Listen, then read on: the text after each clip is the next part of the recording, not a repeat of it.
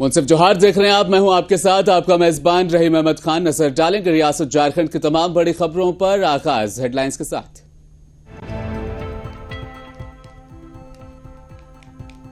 कुष्ठ प्रभावितों को मिला अपना आशियाना। मुख्यमंत्री हेमंत सोरेन ने निर्मल आवास नाम दिया।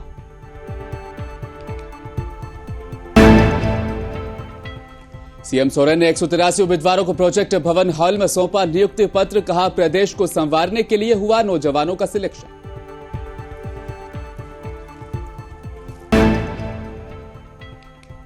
कोयला उद्योग को लेकर केंद्रीय बजट में 2024 में कुछ भी खास नहीं। जेएमएम सांसद महुआ मांझी का बयान।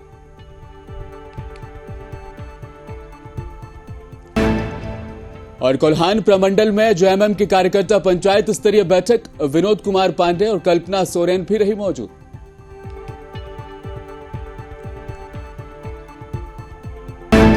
आगाज करेंगे सबसे बड़ी खबर के साथ। राजधानी रांची और आसपास के कुष्ठ प्रभावित लोगों के लिए आज अनोखा दिन रहा। आज उनको अपना आशियाना मिल गया है। जुड़को द्वारा धुरवा में निर्मित कुष्ठ कॉलोनी का सीएम सोरेन ने उद्घाटन किया।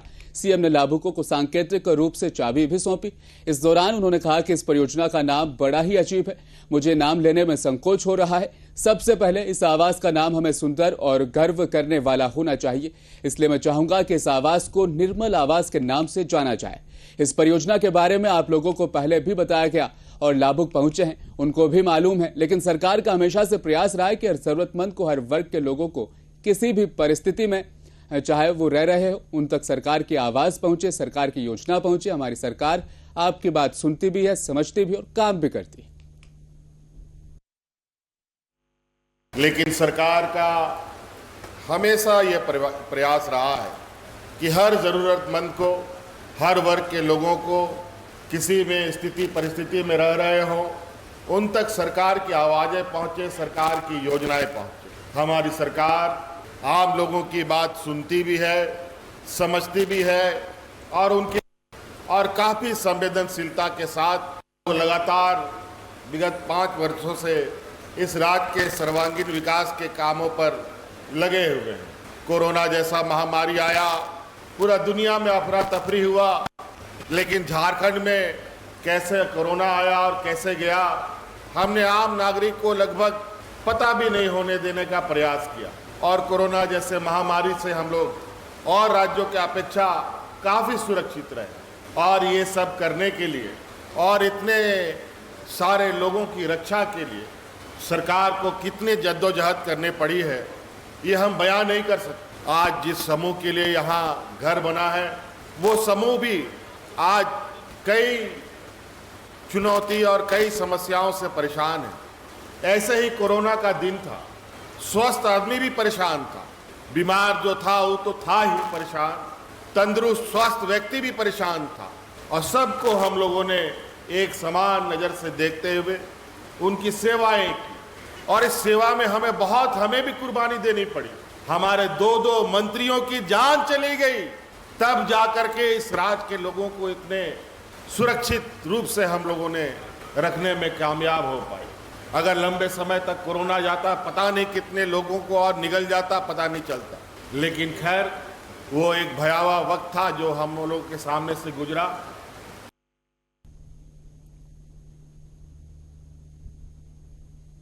झारखंड के चीफ मिनिस्टर हेमंत सोरेन ने आज 183 उम्मीदवारों को प्रोजेक्ट भवन हॉल में नियुक्ति पत्र सौंपा।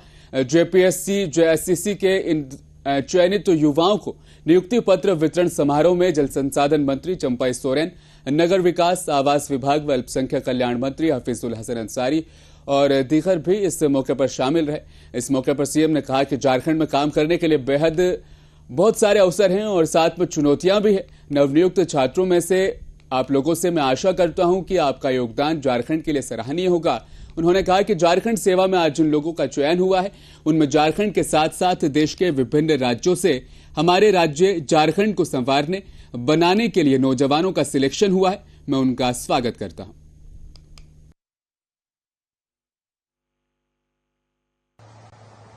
यहाँ लाभुक पहुंचे हैं, उनको भी मालूम है।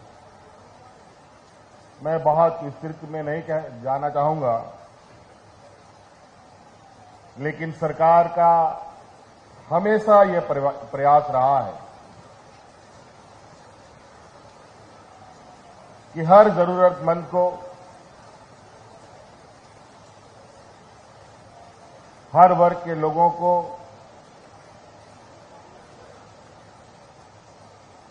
किसी में स्थिति परिस्थिति में रह रहे हो उन तक सरकार की आवाजें पहुंचे, सरकार की योजनाएं पहुंचे।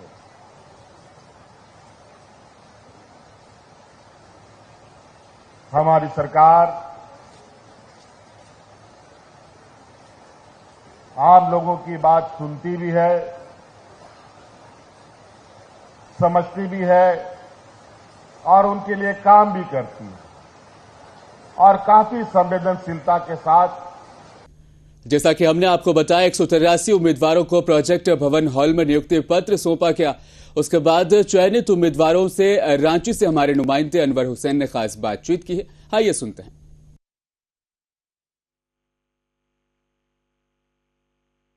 सर सोच के तो रखा है सर, बचपन से हमें सिखाया जाता है कि catch the water where is fall when it's fall. Sir बचपन से यही सिखाया है कि पानी को ये इतनी बड़ी संसाधन है कि हमें इसे जमा करके रखना चाहिए और हमें इसे अच्छी तरह से यूज करनी चाहिए। वही मन में है और वही भविष्य के लिए हम करना चाहेंगे। हम जितना हम लोग को जो बारिश की पानी आती है वो देखते हैं कहीं ना कहीं हम लोग वेस्ट हो जाते हैं या कंटामिनेट हो जाती है। तो सर मेरा पहला प्रयास यही होगा कि हम अपने जो प्रायर एजुकेशन और एकेडमिक नॉलेज को यूज करके हम इसको कुछ बेहतर तरीके से यूज कर पाए। एग्रीकल्चर का सबसे बड़ा भी प्रोजेक्ट चल रहा है झारखंड में, जिसमें हर जगह पर पानी पहुंचाना और जल संसाधन में डैम है जहाँ पे वाटर अवेलेबिलिटी नहीं है, या एक तरफ ये समझे कि जहाँ पे बहुत ज़्यादा वाटर है और दूसरी तरफ सूखा पड़ा हुआ है, तो रिवर कनेक्टिविटी जरूरी होती है और वाटर स्टोरेज का ऐसा सिस्टम किया जाए ताकि हर जगह हर अवेलेबल वाटर हो सके। जैसे कि जल संसाधन विभाग में जितना भी डैम है ये उस लोग का मेंटेनेंस, हम लोग मैकेनिकल इंजीनियर हैं तो हम लोग वो मेंटेनेंस करेंगे। कोई भी परेशानियाँ आएगी तो उसको समय रहते उसको ठीक किया जाएगा। और जैसे सिंचाई विभाग हम लोग के अंतर्गत आता है, तो जितना भी है पाइपलाइन बिछाया जा रहा है तो लोग उनका मेंटेनेंस रख रखाव और किसानों को सिंचाई के लिए अच्छा व्यवस्था हो उसके लिए हम लोग काम करेंगे। केंद्रीय वित्त मंत्री निर्मला सीतारमण ने लगातार 7वीं बार आज आम बजट पेश किया। अब इस बजट को लेकर सियासतदानों की मिलीजुली प्रतिक्रियाएं सामने आ रही है। इस बजट पर बातचीत करते हुए झारखंड मुक्ति मोर्चा से सांसद महुआ माझी ने कहा, कोयला उद्योग को लेकर इस बजट में कुछ भी खास नहीं है। कि हर बार की तरह इस बार भी हमारे एक्सपेक्टेशंस हैं, ख़ास तौर पर हमारे जैसे पिछड़े राज्य झारखंड के लिए वहाँ कई तरह की समस्याएं हैं जिसके लिए हमारे माननीय मुख्यमंत्री जी बार बार केंद्र से मांग भी कर रहे हैं। आपको पता होगा कि हम लोग कोयला सप्लाई करते हैं पूरे देश को, वहाँ इतने खनिज पदार्थ हैं। हमारा राज्य बहुत ही पिछड़ा राज्य है, लेकिन कोयले की रॉयल्टी का 1,36,000 करोड़ का बकाया बार बार मांग के बावजूद नहीं कंप्लीट किया जा रहा है देकर। इसके लिए अलग से बजट होना चाहिए कि इस तरह की बकाया राशि दे दिया जाए ताकि राज्य अपनी प्रगति में उसे लगा सके। दूसरी बात की आग लगी हुई है वहाँ पर धनबाद में, झरिया में कोयले की खदान में ज़मीन के नीचे नीचे आग तेज़ी से फैलती जा रही है। कितनी कीमती कोयले जलकर खाक हो जा रहे हैं। उसके लिए बड़े बजट की ज़रूरत है। अलग से एक प्रावधान होना चाहिए, डिज़ास्टर मैनेजमेंट टाइप का कुछ उसके लिए होना चाहिए ताकि वो आग भी बुझ जाए और वहाँ के लोग बच सके। अभी एक नई कोलियरी में आग लगी थी, मैंने सदन में बात भी उठाई, करकट्टा कोलियरी, वहाँ थोड़ा सा आग लगा हुआ था लेकिन उसे बुझाया नहीं गया, तो वो इतना तेज़ी से फैलता जा रहा है। अब उसके ऊपर रहने वाले आदिवासियों, दलितों को कहा जा रहा है कि आप लोग इस जगह को खाली कर दीजिए। वो कह रहे हैं कि हमें मुआवजा दीजिए तो हम लोग खाली करेंगे। मुआवजा भी नहीं दिया जा रहा है। पूर्व निर्धारित कार्यक्रम के तहत आज कोल्हान प्रमंडल के पूर्वी सिंहभूम, पश्चिम सिंहभूम और सरायकेला खरसावां जिले के पंचायत स्तरीय झारखंड मुक्ति मोर्चा के कार्यकर्ताओं की बैठक हुई। बैठक में वर्तमान राज्य सरकार द्वारा चलाई जा रही जन कल्याणकारी योजनाओं के प्रचार प्रसार और सांगठनिक रूप से युद्ध स्तर पर कार्यक्रमों को आयोजित कर योजनाओं का लाभ राज्य के अंतिम शख्स तक पहुंचाने का कार्य सुनिश्चित करने के बारे में अहम फैसला लिया गया। कार्यकर्ताओं की बैठक रांची के हरमू स्थित सोहराई भवन के सभागार में संपन्न हुई। इस बैठक में गांडेय विधानसभा क्षेत्र से विधायक कल्पना सोरेन ने भी बैठक में हिस्सा लिया और सभी कार्यकर्ताओं को योजनाओं की जानकारी के साथ साथ संगठन को मजबूत करने का भी उनसे आह्वान किया।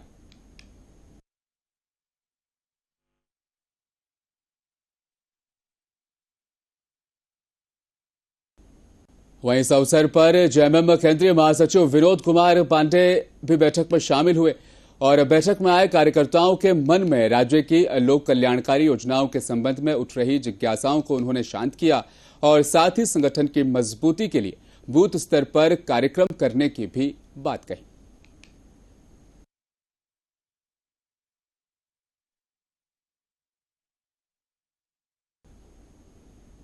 प्रदेश में मुस्लिम समुदाय के न्याय, अधिकार, शिक्षा, रोजगार, उर्दू और मदरसा, साथ ही मॉब लिंचिंग और राजनीतिक भागीदारी से जुड़े मामलों को लेकर प्रेस क्लब रांची में इदारा शरिया के नाज़िम आला कुतुबुद्दीन रिजवी ने उनकी अध्यक्षता में एक अहम प्रेस कॉन्फ्रेंस हुई।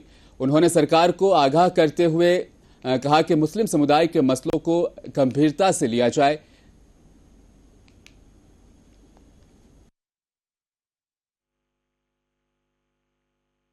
कुछ मुद्दे हैं जिन पर सरकार के समक्ष हम लोगों को काम कराने की जरूरत है। मरता क्या नहीं करता, जान है तो जहान है।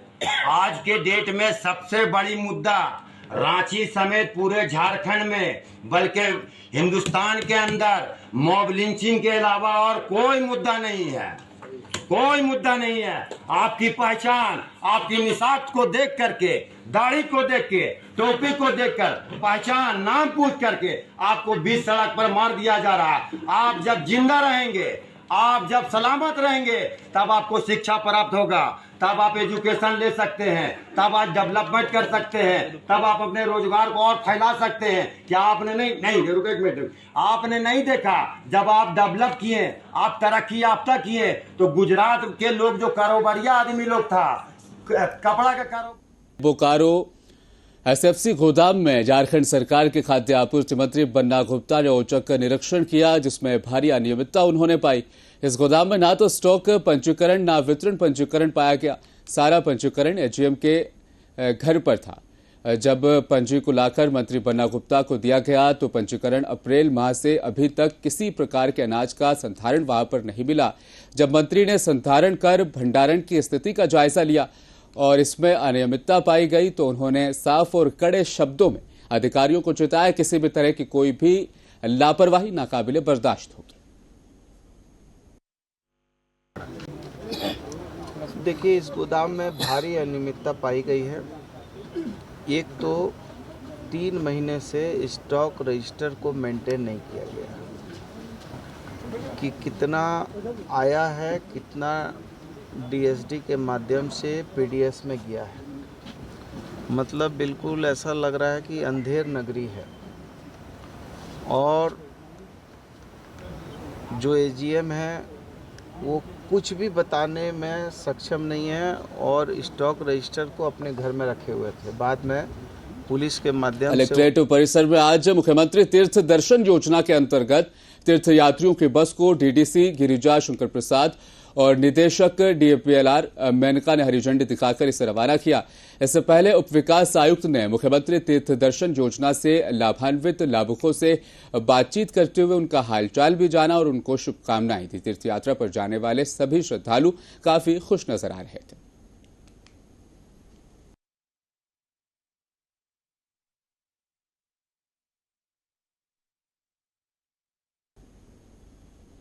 और सरायकेला जिले के आरआईटी थाना अंतर्गत पार्वतीपुर गांव के 20 वर्षीय युवक का शव गांव के ही तालाब से मिलने के बाद इलाके में सनसनी फैल गई। युवक की पहचान बीर सिंह हांसदा के तौर पर की गई। मृतक के शरीर के कई हिस्सों में चोट के गंभीर निशान पाए गए और मौके पर ही टीम पहुंची है। आरआईटी थाना पुलिस मौके पर वहां पर पहुंचा है और मामले की अब तहकीकात की जा रही है।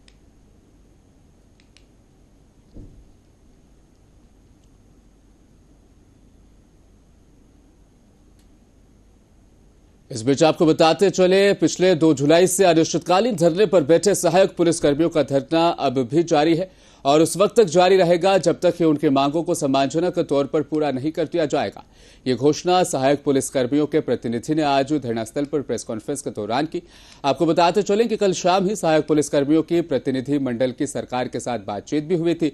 उसके बाद धरना समाप्त करने पर सहमति भी बन गई थी, लेकिन अब सहायक पुलिसकर्मियों का यह कहना है कि बातचीत में, यानी सरकार के साथ जो बातचीत हुई है उसमें कुछ बातों पर असहमति रही है।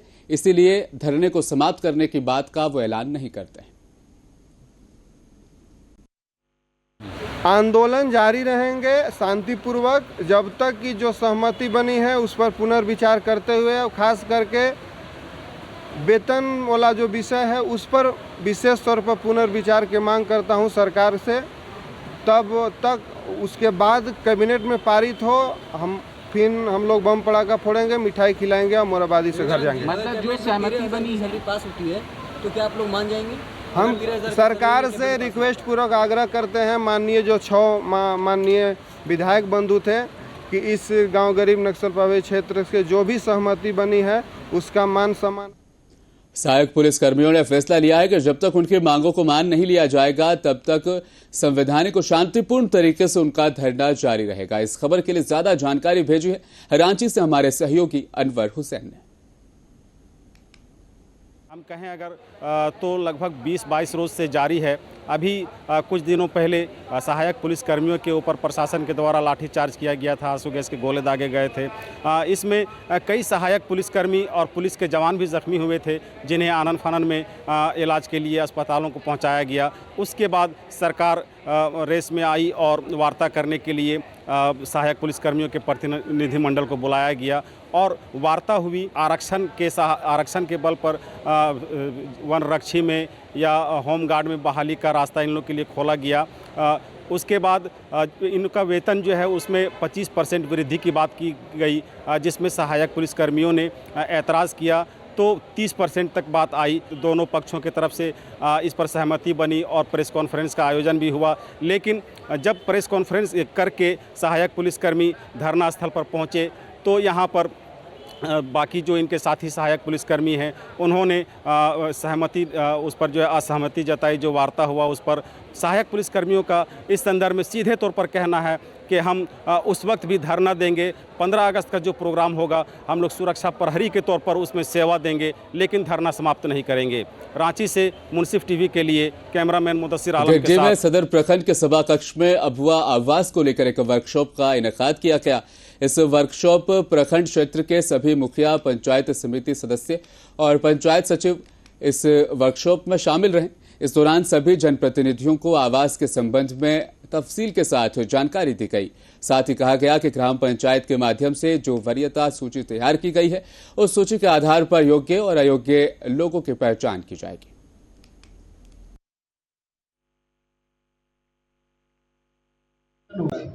उसको ग्राम सभा के माध्यम से उसको अनुमोदन करवा के उसको 1 सप्ताह के अंदर प्रखंड कार्यालय में जमा कर। जमशेदपुर से खबर है, मांग पूरी नहीं होने पर झारखंड राज्य मनरेगा कर्मचारी संघ के बैनर तले मनरेगा कर्मचारी अनिश्चितकालीन हड़ताल पर है। मनरेगा कर्मचारियों ने उपायुक्त दफ्तर के समक्ष अनिश्चितकालीन हड़ताल की शुरुआत करती विगत 2 जुलाई को अपनी मांगों और स्थायीकरण की मांग को लेकर पूरे राज्य भर के मनरेगा कर्मचारी मुरहाबादी मैदान से राजभवन तक पदयात्रा भी उन्होंने निकाली थी, ताकि राज्य सरकार का ध्यान इस ओर आकर्षित कराया जा सके। पर राज्य सरकार के द्वारा किसी तरह की कोई पहल नहीं की गई है। हम लोग मनरेगा कर्मचारी संघ से कम विगत 16 साल से हम लोग काम करते आ रहे हैं। हमारी एक ही मांग है स्थायीकरण, क्योंकि हम लोग बहुत अल्पा मानदेय में काम करते हैं, जिससे हम लोग को परिवार के भरण पोषण करना बहुत दयनीय स्थिति में है हम लोग। दूसरी बात है कि सरकार की जो भी हम लोग को काम दिया जाता है पूरा निष्ठा से काम करते हैं। और हमारे माननीय हेमंत सोरेन ने भी वादा किया था कि इलेक्शन से पहले वादा किया था, जब सत्ता में नहीं थे वो वादा किया था कि जैसे भी हम सत्ता में आएंगे 1 साल के अंदर आपको स्थायी नौकरी देंगे। लेकिन 4.5 साल बीत जाने के बावजूद भी हम लोग को अभी तक वादा नहीं पूरा किए, जिसके चलते आज हम लोग वादा निभाओ कार्य। झारखंड राज्य अनुसूचित कर्मचारी संघ के राज्य स्तरीय आह्वान पर आज झारखंड के सभी जिलों के मुख्यालयों पर 22 जुलाई से 9 सूत्री मांगों को लेकर अनिश्चितकालीन हड़ताल की जा रही है, जिसके तहत बोकारो मुख्यालय पर कर्मचारियों ने प्रदर्शन के साथ साथ धरना भी किया। वहीं महामंत्री सुकुमार मरांडी ने कहा कि 9 सूत्री मांगों को लेकर हम लोग धरने पर बैठे। उन्होंने कहा कि जब तक मांगें पूरी नहीं होती तब तक हम लोग धरने पर ही बैठे रहेंगे।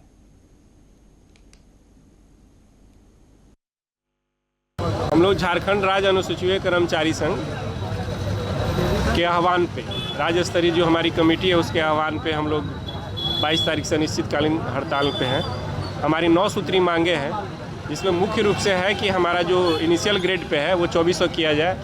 दूसरा है कि हमारा पदों का जो स्ट्रेंथ है पिछले 50 साल से उसका कोई रिवीज़न नहीं हुआ, तो हमारा ये डिमांड है कि उसको रिवाइज़ करते हुए उसको स्ट्रेंथ बढ़ाया जाए। उससे 2 बात होंगी, पहली कि आपको वैकेंसी क्रिएट होगा जिससे, और जो स्ट्रेंथ बढ़ेगा उससे काम का लोड प्रति कर्मचारी पे कम हो जाएगा। दूसरा चीज़, आपको रोज़गार देने का अवसर प्राप्त होगा। अभी के समय में सबसे ज्वलंत मुद्दा वही है आपका रोज़गार, तो आपके लिए वैकेंसी क्रिएट होगा। आपका किसी कंपनी को हायर करके उसको दे दिया जाता है सारा पैसा, उसका कुछ ही पैसा कंसर्न कर्मचारी लोग को मिलता है। तो हम लोग का सबसे पहले डिमांड है कि जो प्रथा है आउटसोर्सिंग का उसको समाप्त किया जाए, और माननीय हाईकोर्ट ने भी इसको असंवैधानिक बताया। और बोकारो में पानी गिराने के सवाल पर 2 पक्षों के बीच मारपीट हुई है। एक शख्स इसमें घायल हुआ है। घटना सिटी थाना क्षेत्र के सेक्टर 2B की बताई जा रही है। जख्मी को सदर अस्पताल में फिलहाल भर्ती कराया गया। बताया जा रहा है कि बसंत सिंह नामक एक किराएदार की पत्नी जमीन पर पानी वो गिरा रहे थे, तभी जख्मी मनीष कुमार पांडे की पत्नी मना करने के लिए पहुंची। उसके बाद मारपीट की जाने लगी, जिसमें एक शख्स को जख्मी कर दिया गया। वहाँ पे औरत लोग सब बोल रहा था, तो हम बीच में गए, उन लोग के भाई छोड़ो छोड़ो छोड़ो, तो देखिए अब वाइफ का कपड़ा उपड़ा भी फाड़ने लगा, तो उसी बीच में हम उन लोग को पकड़े और उसी में उन लोग हम पर हमला किया। क्या नाम है? तो औरत लोग का तो नाम नहीं मालूम है, हस्बैंड का नाम बसंत सिंह है। क्या बच्चा जो हमला किया है बेटा का नाम शायद आयुष है। कितना उम्र होगा उसको? अभी शायद वो 7 या 8 क्लास में पढ़ता है या 9 में है, इतनी है, कुछ है इसी है। मुंसिफ जोहार में फिलहाल बस इतना ही। मज़ीद खबरों के लिए आप बने रहिए हमारे साथ और देखते रहें मुंसिफ टीवी न्यूज़।